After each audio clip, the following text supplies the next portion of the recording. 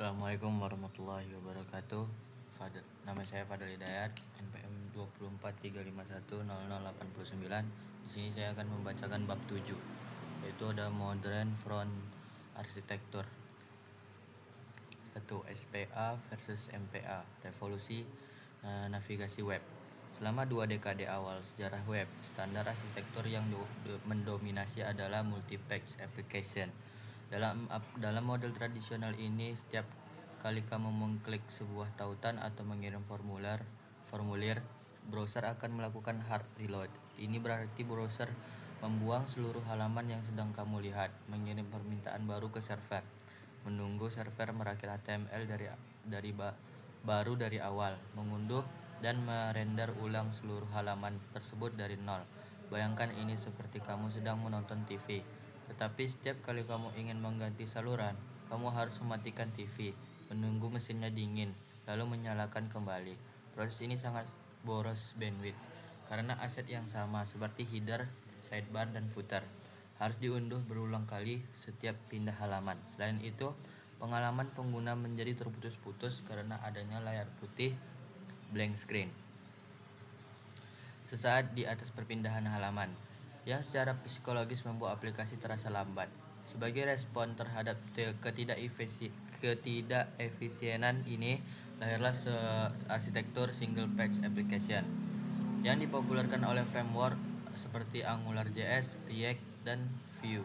Dalam konsep SPA, aplikasi web hanya membuat satu file HTML tunggal, biasa indeks HTML, saat kunjungan pertama. Setelah itu, navigasi antar halaman tidak lagi memicu reload browser, melainkan dimanipulasi oleh JavaScript yang sekarang di sisi klien. Ketika kamu mengklik menu profile, JavaScript akan mencegat permintaan tersebut mengambil hanya data JSON yang diperlukan dari server, bukan HTML utuh, dan menukar konten di area tengah layar secara instan. Header, footer, dan aset statis lainnya tetap diam di tempat tanpa perlu dimuat ulang. Ini menciptakan pengalaman pengguna yang sangat mulus dan responsif, mirip dengan aplikasi native yang terinstal di smartphone. Mekanisme ajaib di balik SPA ini disebut client-side routing. Di masa lalu, URL di address bar browser dikendalikan sepenuhnya oleh server. Jika URL berubah, browser wajib refresh halaman. Namun berkat HTML5, History API, Push State, dan Replace State, JavaScript kini memiliki wewenang untuk memanipulasi URL tanpa memicu refresh halaman. Ini memungkinkan SPA untuk tetap memicu URL unik dan bisa dibagikan shareable links seperti myapp.com user 123. Meskipun secara teknis pengguna masih berada di dalam fisik yang sama, router di sisi klien bertugas memantau perubahan URL ini dan menentukan komponen mana yang harus ditampilkan ke layar berdasarkan rute yang aktif. Penggeseran tanggung jawab routing dari server ke klien ini adalah salah satu perubahan arsitektural terbesar dalam pembangunan web modern. Namun SPA bukanlah solusi tanpa celah. Ia memiliki serangkaian trade-off yang harus dipertimbangkan matang-matang oleh seorang arsitek web. Tantangan terbesar web SPA tradisional adalah initial load time yang cenderung lambat, karena seluruh logika aplikasi JavaScript bandel harus diunduh di awal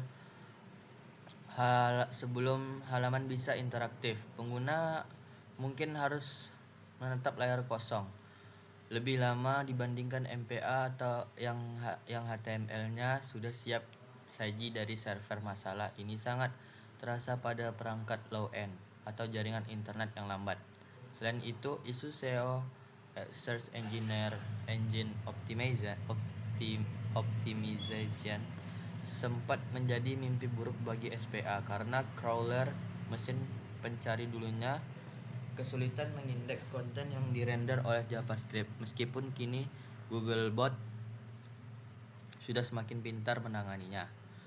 Untuk menjembatani kesenjangan antara performa MPA dan interaktif SPA, arsitektur web modern terus berevolusi menuju model hibrida. Teknik seperti server-side rendering, dan static set generation yang digunakan oleh framework meta seperti Next.js atau Nux mencoba menggabungkan yang terbaik dari kedua halaman. Hal pertama dikirim sebagai HTML statis, cara secepat seperti MPA, agar mesin pencari senang dan pengguna langsung melihat konten. Lalu setelah dimuat JavaScript, mengambil alih di kendali dan mengubah menjadi SPA interaktif. Proses transisi halus ini disebut hydration, memahami evolusi dari MPA ke SPA lalu ke hybrid rendering adalah kunci untuk memilih arsitektur yang tepat sesuai kebutuhan proyek. Apakah itu blok sederhana atau dashboard admin yang kompleks? Kesimpulannya adalah SPA dan MPA bukan tentang mencari pemenang tunggal, melainkan memahami konteks penggunaan.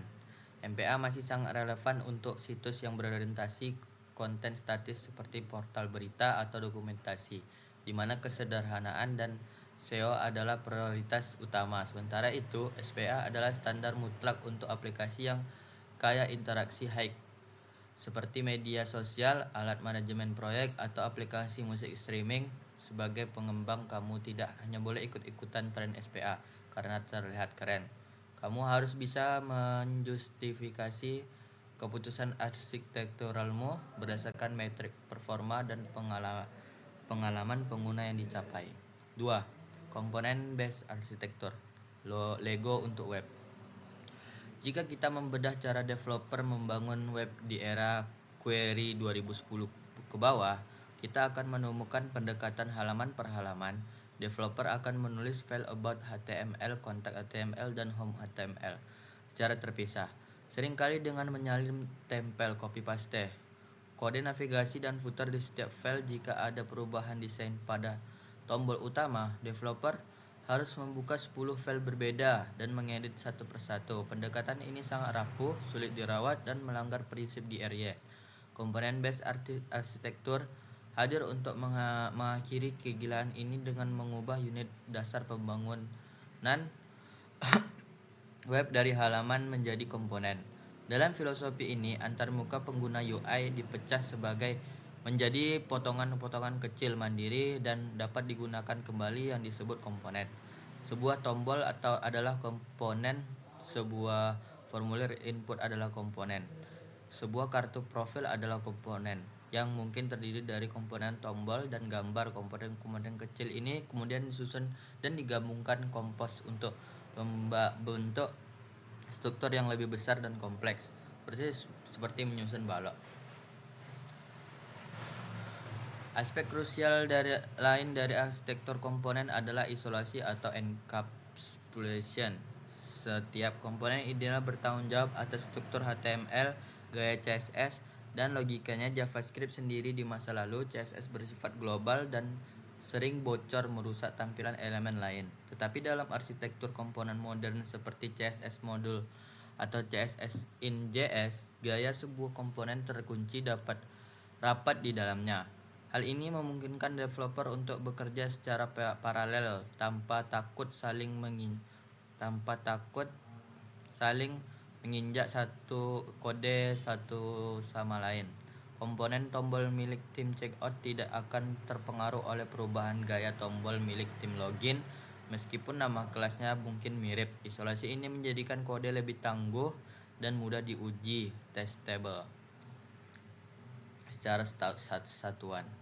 Sistem desain yang hidup dan modular, kita belajar untuk mengidentifikasi pola yang berulang dan mengabstraksikannya menjadi komponen generik. Kemampuan untuk melakukan dekomposisi UI, melihat desain kompleks dan memecahnya menjadi pohon komponen di kepala adalah keterampilan paling fundamental yang harus dimiliki oleh front engineer di era modern. Tanpa kemampuan ini, aplikasi React atau Vue yang kamu buat hanyalah spaghetti code versi baru yang dibungkus dalam sintak modern. 3. Virtual DOM, bayangan cepat di memori. Salah satu hambatan performa terbesar dalam pengembangan web adalah DOM manipulation. Objek DOM dokumen object model di browser dirancang puluhan tahun lalu dan strukturnya sangat gemuk serta lambat. Seperti setiap kali kita mengubah sesuatu DOM, misalnya elemen inner HTML, baru browser harus melakukan serangkaian perhitungan mahal, menghitung ulang gaya CSS, menghitung ulang tata letak geometri, dan mencatat ulang pixel ke layar. Jika aplikasi modern melakukan ribuan pembaruan data per detik, melakukan manipulasi DOM secara langsung dan naif akan membuat antarmuka terasa berat, patah-patah, dan memboroskan baterai perangkat pengguna.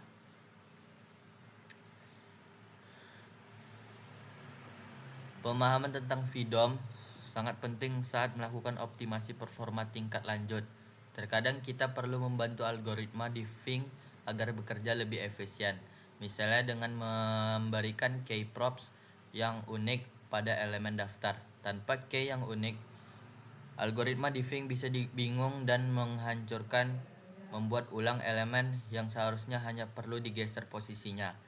Memahami cara kerja si bayangan ini membantu kita menghindari anti-pattern yang memaksa VDOM bekerja terlalu keras, memastikan aplikasi kita tetap berjalan mulus bahkan di perangkat seluler dengan spesifikasi rendah sekalipun. 4. Komponen life cycle kelahiran, kehidupan, dan kematian. Komponen dalam aplikasi web modern bukanlah entitas statis. Mereka adalah objek yang hidup bernapas dan memiliki siklus hidup life cycle yang pasti. Memahami siklus ini sangat krusial karena kita perlu menjalankan kode tertentu pada momen yang tepat. Secara umum, siklus hidup komponen dibagi menjadi 3 fase utama: mounting, updating, unmounting. Setiap framework memiliki nama metode yang berbeda. Misalnya komponen did mount di React Class atau effect di React Hooks, on mount di Vue. Tetapi konsep arsitektural di belakangnya tetap sama persis. Tanpa pemahaman ini, kamu akan menaruh kode di tempat yang salah, menyebabkan bug data atau kebocoran memori.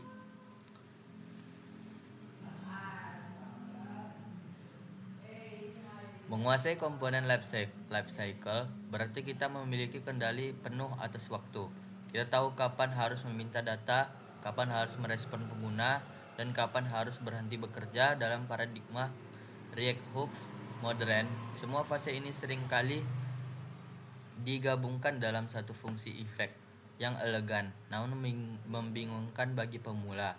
Namun, mental model lahir hidup mati tetap menjadi fondasi terbaik untuk membedah perilaku komponen. Sebagai arsitek, tugasmu adalah memastikan bahwa setiap komponen yang lahir memiliki tujuan yang jelas, merespon perubahan dengan efisien, dan mati dengan tenang tanpa meninggalkan sampah. Deklaratif versus imperatif UI. Memesan versus memasak. Salah satu penggeseran mental terbesar saat beralih dari pengembangan web jadul jQuery Vanilla JS ke framework modern React atau Vue adalah perubahan paradigma dari imperatif ke deklaratif dalam pemrograman imperatif how to do. Kita fokus memberikan instruksi langkah demi langkah kepada komputer tentang cara mencapai hasil. Contohnya, jika ingin menambah item ke daftar kita menulis ambil elemen UL. Untuk elemen LI baru isi teks, tambahkan class, lalu tempelkan ke anak terakhir dari UL. Kode imperatif sangat detail dan manual. Kita bertindak sebagai mandor yang mengawasi setiap gerakan mikroskopis dari manipulasi DOM. Pendekatan ini mudah dipahami untuk kasus sederhana, tetapi menjadi mimpi buruk saat aplikasi semakin kompleks karena kita harus melacak status DOM secara manual di otak kita. Integrasi keislamannya yaitu adalah konsep komponen based arsitektur dalam pembangunan antarmuka modern adalah cermin dari konsep ukhuwah dan kesatuan ummah.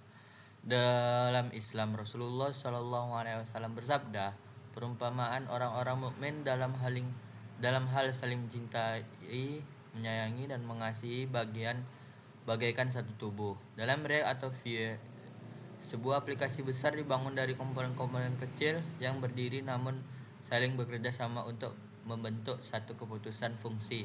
Jika satu komponen sakit, ia bisa mengaruhi tampilan keseluruhan. Ini mengajarkan kita bahwa struktur masyarakat Islam seperti setiap individu sekecil apapun perannya adalah elemen vital. Kita belajar untuk mengembangkan unit terkecil dengan kokoh agar bangunan besar. Kesimpulannya yaitu adalah navigasi tanpa jeda, berpikir dalam komponen, ilusi kecepatan, siklus hidup data, deklaratif di atas imperatif.